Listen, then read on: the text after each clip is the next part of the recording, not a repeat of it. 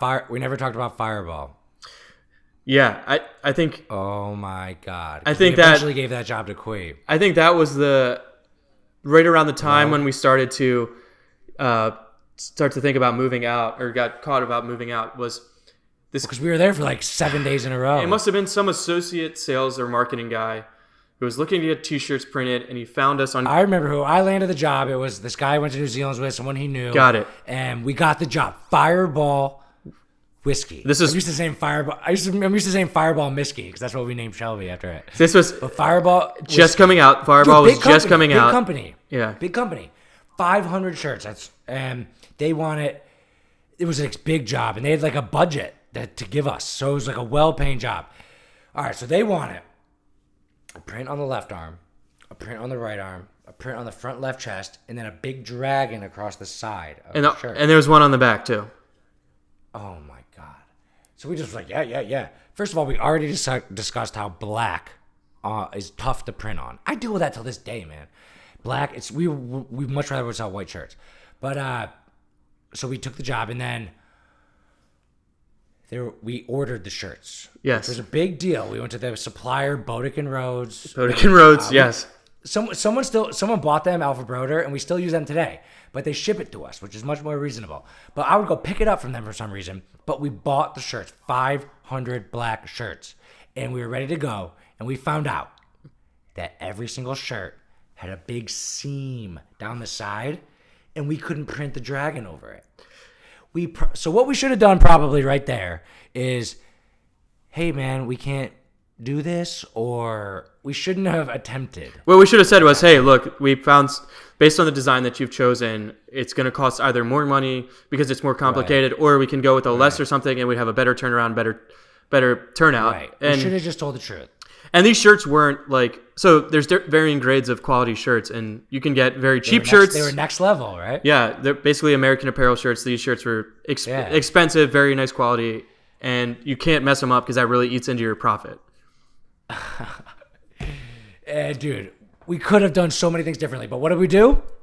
We were like, we got this. We got this. Like, we can handle it. Dude, we just printed these shirts on for Zeta Tau Alpha as a sorority. We could print on black shirts. We can do 2-color. Are you kidding me? We got this.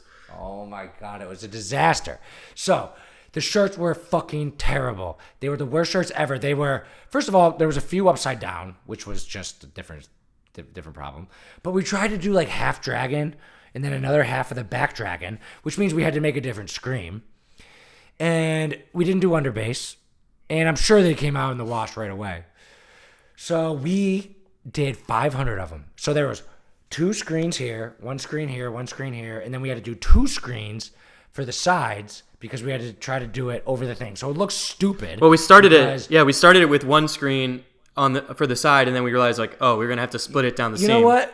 We said we should have done this and this, but we didn't even notice the seam. No, we didn't until the end. Until we laid the ink down on the first field. That's what I mean. And then we thought there was something wrong with we just thought all shirts had seams.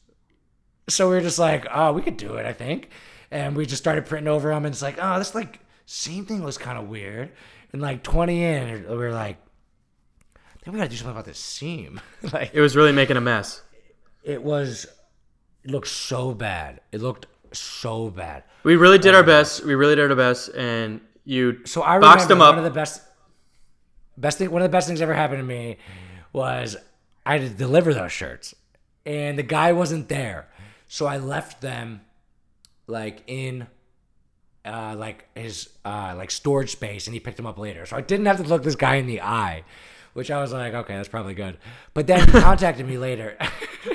Not only did he, I was just like, dude, I always talk about how I if I get nervous about something, I'm good at knocking it away. This was the most nervous and anxious I've ever been driving to this place to meet up with this guy to deliver these shirts, because I knew inside this box was a fuck storm of nothing, sloppy shirts, and not any of these are wearable. No. And they're like a real company.